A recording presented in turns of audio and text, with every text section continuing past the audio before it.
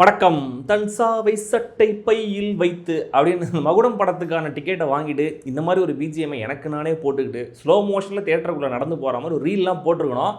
ஆனால் டிக்கெட் வாங்கும்போது எனக்கு தோணலை. ஏன்னா படம் எப்படின்னு தெரியாது இல்லையா. படம் முடிஞ்சதுக்கப்புறம் தான் தோணுச்சு.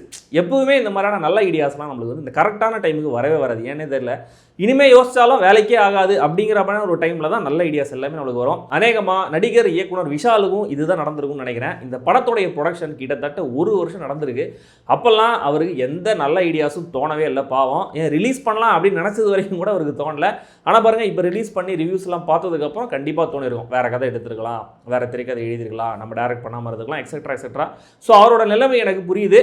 யாருக்குமே எம்பத்தி இல்லைனாலுமே கூட நான் அந்த எம்பத்தியோட இந்த விமர்சனத்தை ஆரம்பிக்கிறேன். நீங்கள் சப்ஸ்கிரைப் பண்ணலாம், சப்ஸ்கிரைப் பண்ணுங்கள். வீடியோ எப்படி இருந்துங்கிற கமெண்ட்டில் சொல்லுங்கள். லைக் பண்ணுங்கள், ஷேர் பண்ணுங்கள். விருப்பம் இருந்தால் மெம்பர்ஷிப்பில் ஜாயின் பண்ணுங்கள்.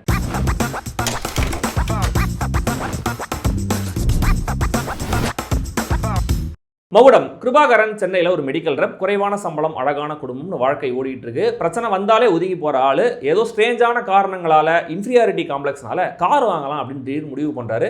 அந்த காரால் அவருக்கு மிகப்பெரிய பிரச்சனை வருது. இன்னொரு பக்கம் விசாகப்பட்டினத்தில் மொத்த ஹார்பரையும் கண்ட்ரோல் பண்ணிட்டு இருக்காரு லிங்காபாய். அதுவும் விஷால் தான். ஆனால் இவர் வயசான விஷால். இவர் ஏதோ ஒரு சரக்கு கப்பல்லேருந்து இறக்க மாட்டேன், இறக்கவும் விட மாட்டேன் அப்படின்னு சக போட்டியாளர்கள் கிட்ட ஒரு 3 பேர்கிட்ட கட் அண்ட் ரைட்டாக சொல்லிடுறாரு.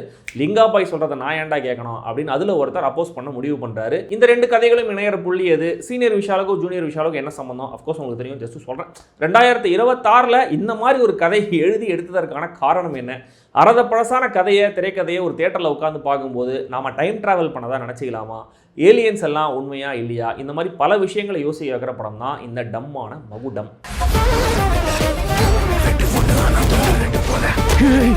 இந்த படத்தில் 2 நல்ல ஐடியாஸ், ஒரு நாவலான ஐடியாஸை என்னால் கொஞ்சம் கண்டுபிடிக்க முடிஞ்சது. கிருபாகரன் அப்படிங்கிற கேரக்டர் வாங்குற அந்த கார்னால அவருக்கு சம்பந்தமே இல்லாத பிரச்சனை அவரை தேடி வர விதம். தென் கிளைமேக்ஸில் குரூப் ஆஃப் லேடிஸ் இருப்பாங்க, அவெஞ்சர்ஸ் ரேஞ்சில் வந்து ஆக்ஷன் பண்ணுவாங்க. பட் ஆன் பேப்பர் தான் இந்த ஐடியாஸ்லாம் நல்லா இருக்குது. ஆக்சுவலாக நல்லா பண்ணியிருக்கலாம், பட் எக்ஸிக்யூஷன் அவ்வளோ சிறப்பாக இல்லை.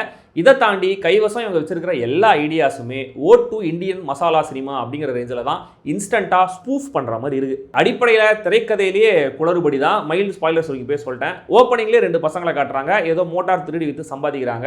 எதிர்காலத்தில் நான் அந்த கப்பலையே வாங்க போகிறேன் அப்படின்னு அதில் ஒரு பையன் சொல்கிறான். கட் பண்ணால் ப்ரெசென்ட்டில் விஷாலும் அவருடைய ஃப்ரெண்டு அர்ஜயும் இருக்காங்க. ஸோ அந்த 2 பசங்க தான் இவங்க போல இருக்குது அப்படின்ற மாதிரி நம்ம நினைப்போம். இங்கே ஒரு சின்ன மிஸ்ட்ரி வந்து அண்டர் கரண்ட்டில் ஓடிட்டு இருக்கு இல்லையா. ஆனால் கொஞ்ச நேரத்திலேயே விசாகப்பட்டினத்துக்கு கதை போகுதில்லை.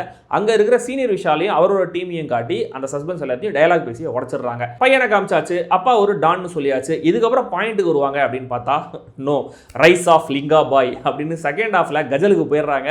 மண்டையே மரத்து போகிற அளவுக்கு அவ்வளவு நீளமான பாயிண்ட்லெஸ்ஸான ஃப்ளாஷ்பேக். இது அவர் தான் டான்னு நம்மளுக்கு தெரியுமே, எதுக்கு நம்ம இவ்வளோ பிரச்சனைகள் இருக்கு, இதெல்லாம் பார்க்காம இந்த கதையை சொல்லிட்டு இருக்காங்கன்னு புரியல. அவ்வளோ நீளமாக போயிட்டு இருக்காது. அதாவது நம்ம நிகழ்காலத்தில் நிறைய பிரச்சனைகளை வச்சுக்கிட்டு கடந்த காலத்தில் பண்ண தப்பையெல்லாம் நைட்டில் உட்காந்து யோசிச்சுட்டு இருப்போம்ல, அந்த மாதிரி ஒரு பேட்டர்னில் தான் இந்த சீக்வன்ஸே கன்சீவ் பண்ணியிருப்பாங்க போல இருக்கு. மிகப்பெரிய டான் மாதிரி ஒரு அப்பா பையனை ஏன் பிரிஞ்சிருக்க போறாரு? தன்னுடைய ஆபத்தான வாழ்க்கை பையனுக்கு வேணாம் அப்படின்னு. அதுவும் அவரோட வைஃப் வந்து சாகிறதுக்கு முன்னாடி சத்தியெல்லாம் வாங்கியிருப்பாங்கல்ல. ஸோ அந்த தியாகத்தை இவர் பண்றாரு. எவ்வளவு கிளீஷேவான ரீசன் பாருங்க. இது மட்டும் போராது அப்படின்னு 7 ஜென்மம் உன் கூட தான் இருக்கணும் அப்படின்னு ஒரு கேரக்டர் சொன்னா அடுத்த ஷாட் என்ன நடக்கும்? அப்பாவை பையன் வெறுக்கிறாரு அப்படின்னா அது என்ன காரணமா இருக்கும்?